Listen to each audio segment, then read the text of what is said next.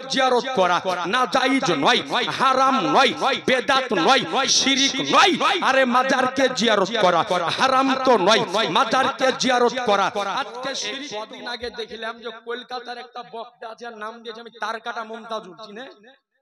হ্যাঁ, এমন তারকাটা মাল কি বলছে আপনি শুনেন।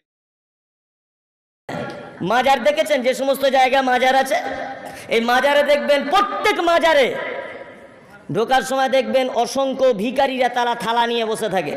থাকে কি থাকে না? তার মানে ভিখারিরও ঈমান আছে যে মরা মানুষ মাজারে কিছু করতে পারে না, ওই জন্য আপনার মতো জ্যান্ত মানুষের কাছে থালা পাতে। মানে ও জানে যে মরা মানুষ কোনো টাকা পয়সা দিতে পারে না।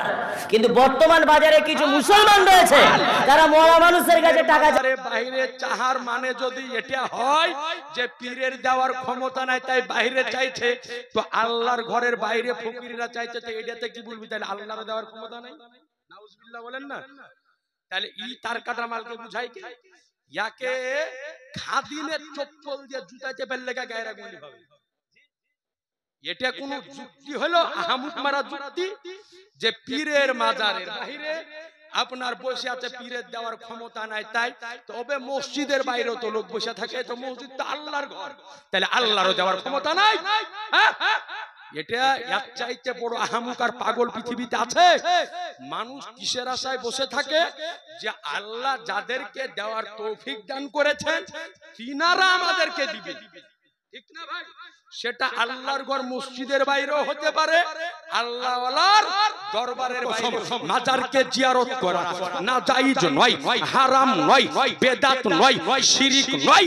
আরে মাজারকে জিয়ারত করা হারাম তো নয়, মাজারকে জিয়ারত করা আজকে সে জিয়ারত করা বেদাত তো নয়, মাজারকে জিয়ারত করা সাহাবীদের সুন্নাত, মাজারকে জিয়ারত করা তাবেঈনের সুন্নাত, মাজারকে জিয়ারত করা তাবেঈনের সুন্নাত, মাজারকে জিয়ারত করা আইম্মায়ে মুজতাহিদিনের সুন্নাত, মাজারকে জিয়ারত করা ইমামে আজমের সুন্নাত, মাজারকে জিয়ারত করা ইমাম শাফিঈর সুন্নাত, মাজারকে জিয়ারত করা ইমাম হাম্বলের সুন্নাত, মাজারকে জিয়ারত করা ইমাম মালিকের সুন্নাত, মাজারকে জিয়ারত করা রাজার সুন্নাত, মাজারকে জিয়ারত করা খাজার সুন্নাত, মাজারকে জিয়ারত করা গাউসের সুন্নাত, মাজারকে জিয়ারত করা আবু বকরের সুন্নাত, মাজারকে জিয়ারত করা ওমরের সুন্নাত, মাজারকে জিয়ারত করা ওসমানের সুন্নাত, মাজারকে জিয়ারত করা আলীর সুন্নাত।